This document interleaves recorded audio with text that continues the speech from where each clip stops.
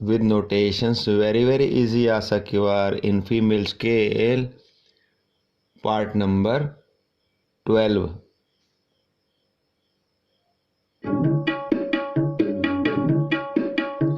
ज्यों पावे त्यों राख ले, हम शरण प्रभ आए राम राजे।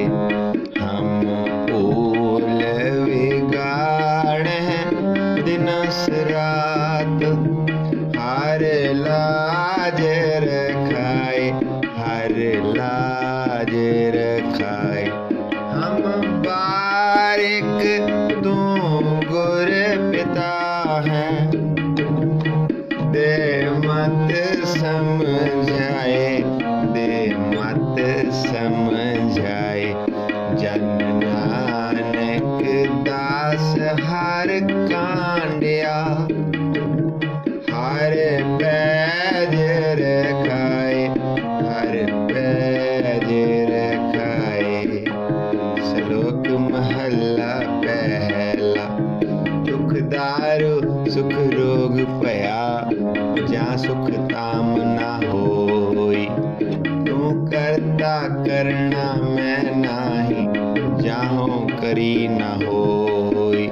बलिहारी कुदरत वसिया, तेरा अंत न जाई लखिया। जात में जोत जोत में जाता, अकल कला भरपूर रहा। तू सच्चा साहिब सिफत सवालियो, जिनकी 300 पार पया। कहो नानक करते किया बातां, जो किछ करना सो कर रहा। जोग शब्दं ज्ञान शब्दं, वेद शब्दं ब्राह्मण। क्षत्रिय शब्दं सूर शब्दं, शूद्र शब्दं पराकृत है।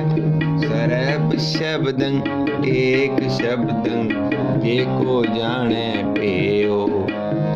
नानक ताका दास है, सोई निरंजन देव। एक कृष्णं सर्व देवा, देव देवात आत्मा।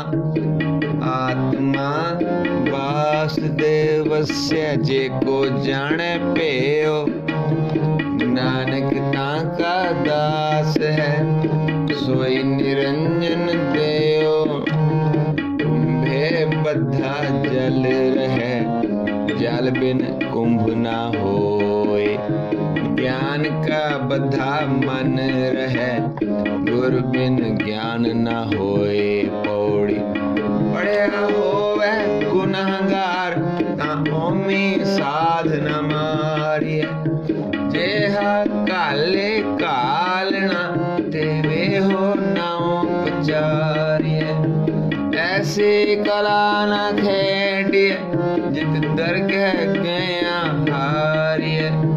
पढ़िया अतः ओमिया, विचार अगे विचारिय। मुँह चले सो अगे मारिय, मुँह चले सो अगे मारिय। वाहिगुरु जी। पौड़ी पढ़िया होवे गुनाहगार, ता ओमी साधना मारिय। जिहा काले कालना, ते वे हो ना उपचारी है। ऐसी कला ना खेडी है, जित तरगह गया हारी है। पढ़िया अतः ओमिया, विचार गए विचारी है। मुँह चले सो अगे मारी है, मुँह चले सो अगे मारी है।